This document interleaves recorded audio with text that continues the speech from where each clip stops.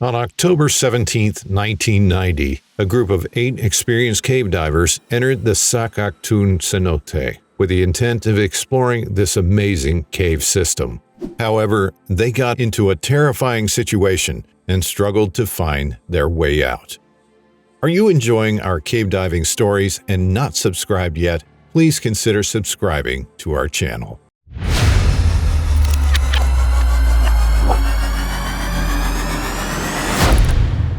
The Sac Actun System, also known as White Cave in Mayan, is situated 9 miles from Tulum.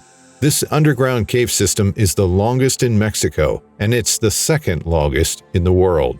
This underwater system is quite distinct because it has over 248 cenotes embedded within it. These cenotes, which are sinkholes, are used as the entryway to the cave, making up this large cave system. Here we have the Sac Actun Cenote and Cenote dos Ojos, among others.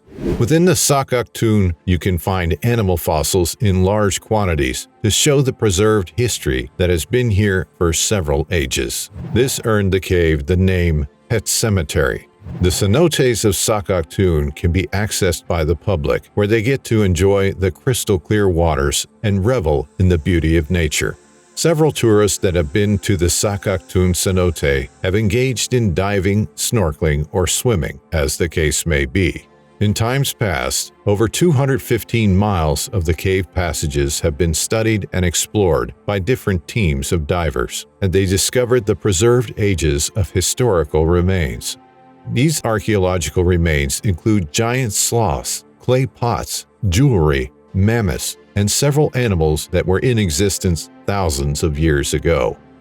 At 10:30 a.m. on October 17, 1990, a party of 8 divers arrived at the parking area 4 miles north of Tulum, Yucatan, Mexico. This group of expert cave divers had planned a 6-day trip for group diving, and Sac Actun Cenote was the location on the 5th day. The diving plan was agreed upon, and a thorough schematic of the cave system that would guide their exploration was created. The goal had been to enter the Sac Actun Cenote, explore the cave, and exit through the Grand Cenote. This was to be a 22-minute journey that would touch the water at a depth of 40 feet. It also included them crossing a short 70-foot gap line with a pink direction line sign at the beginning, which was around 280 feet upstream from Sac Actun. This was to link with the permanent line that goes downstream to the Grand Cenote. Now the divers were divided into 2 teams of 4 members each, and the temporary line would be installed by the lead divers. The first party would then retrace their steps to Sac Actun, and the second team would reel in the temporary line. Once they got to Sac Actun, they would regroup and dive through another tunnel that leads to the third cenote, through a formation room and a loop in the passage. The first leg went well, lasting only 24 minutes. A second line was fixed and stretched out into the large cavern zone at the Grand Cenote to help navigate them down to the cave's passage.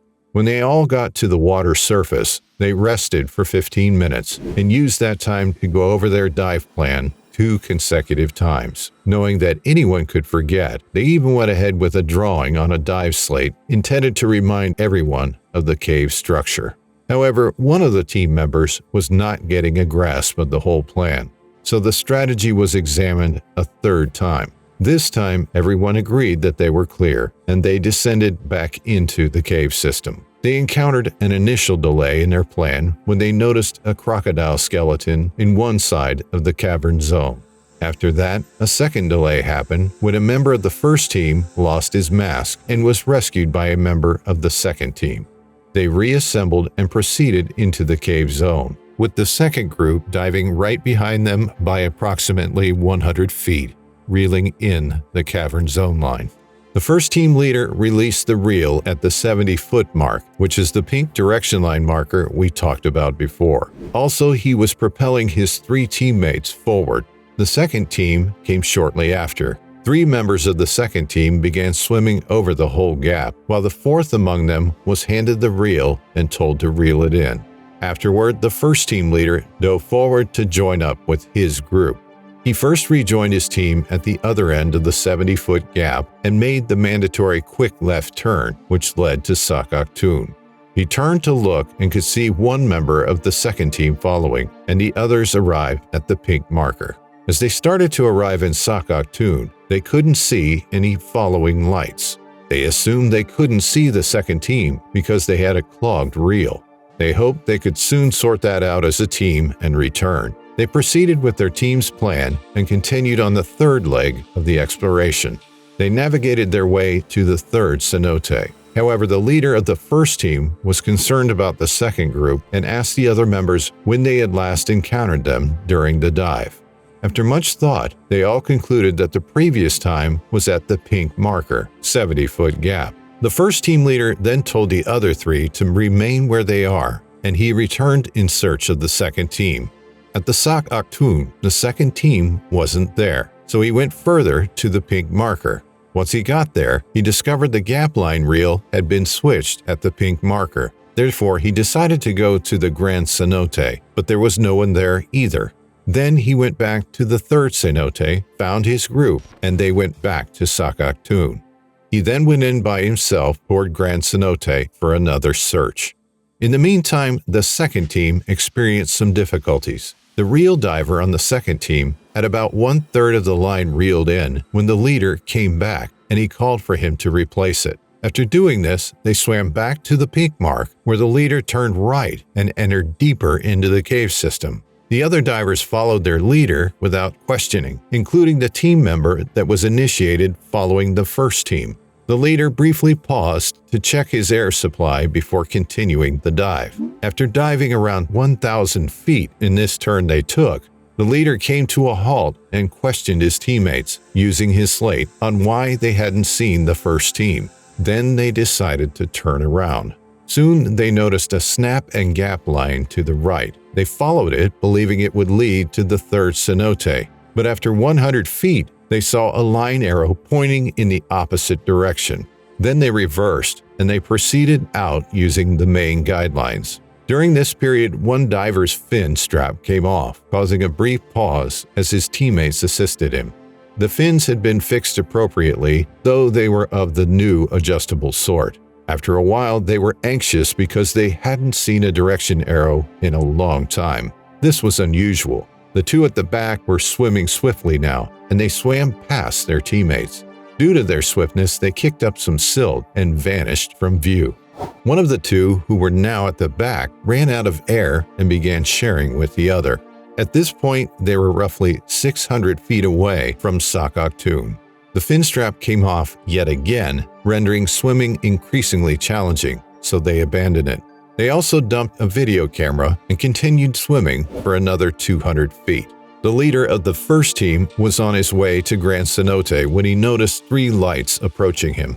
Of the 3 lights, he noticed that the first 2 lights were sharing air as he swam toward them. These 2 were giving band signals, which means that there is big trouble behind them. The leader of the first team swam inside the cave and spotted a body hanging from an air pocket in the roof. He attempted to draw it to give it air, but it was far too buoyant. He purged his regulator, allowing fresh air to enter the pocket. He then inserted his palm inside the air pocket and touched the diver's face. It was still warm, but the diver was choking for air. Seeing this, he inserted his long hose regulator second stage into the air pocket, and the diver grabbed it. After breathing for around a minute, the diver descended from the air pocket. The first team leader removed the victim's face mask with his left hand and placed it in his right. The victim put the mask on and cleared it. Then the first team leader took the victim's right hand and guided him 150 feet to the water's surface. The 2 second team divers who shared air were able to successfully make it to the surface just before the air they shared got exhausted. In the meantime, the other 3 first team members already got back to the surface. One final member of the second team was still not returned to the surface, so the first team leader and another first team member dove back into the cave in search of the last team member. The last team member was discovered 20 feet away from where the first victim was found, who got out alive. He was found facing up on the floor with his regulator out of his mouth. The first team leader and the other diver immediately inserted one of their regulators into the victim's mouth in a bid to save his life. But unfortunately, they received no response. They held on to the body tight and dragged the victim out of the Sac Actun cenote. For 5 minutes, the victim was given mouth-to-mouth resuscitation, but it proved ineffective. He was no longer alive. He had died in the waters of Sac Actun cenote. All divers were fully cave certified. It is unknown if the deceased victim was the second team leader or another member of the second team. It's stated that he had logged 53 cave dives. Throughout the dive, a constant guideline was kept. Disorientation, presumably brought on by unfamiliarity with the cave, was the only thing that seemed to have a role in this tragedy. In cave diving, a small mistake or disorientation can result in very dangerous situations or even death. We would like to thank you for watching this video.